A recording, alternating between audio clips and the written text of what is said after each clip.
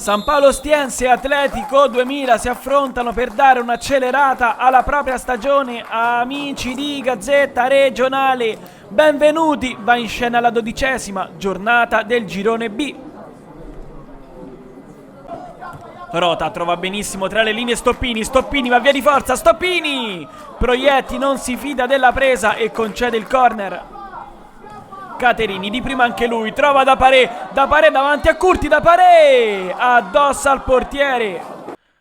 Fumiati allarga sulla destra per Stoppini, magia di Stoppini in mezzo a tre, Stoppini! Conclusione forte ma troppo centrale. Palla in avanti per Bentivoglio che la protegge bene, poi sguscia via in mezzo a due, viene atterrato da Caterini ed è calcio di rigore. Rigore per il San Paolo Ostiense. Rota contro Proietti, fischia l'arbitro. Parte Rota! Esecuzione perfetta sotto l'incrocio, è 1-0. Corner per i locali. Rota mette dentro Gargiulo sul primo palo, anticipa tutti e fa 2-0. Sesto minuto sul cronometro della ripresa.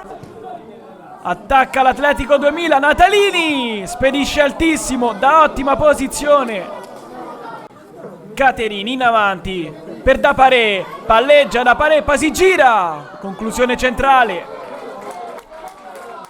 Palla ancora in avanti, Daparé fa benissimo la sponda per Generosi che si fa scivolare il pallone sul mancino e va al tiro. Curti si rifugia in corner, ma occhio perché l'Atletico 2000 rimane lì in fase offensiva.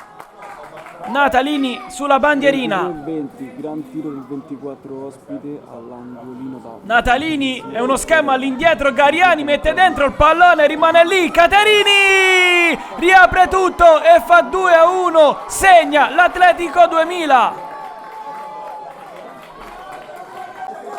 Proietti cerca Gioia in avanti, Daparé in qualche modo, Gariani!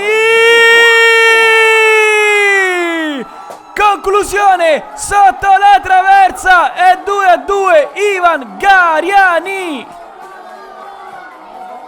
Finisce qui e termina in pareggio 2-2 tra San Paolo Ostiense e Atletico 2000.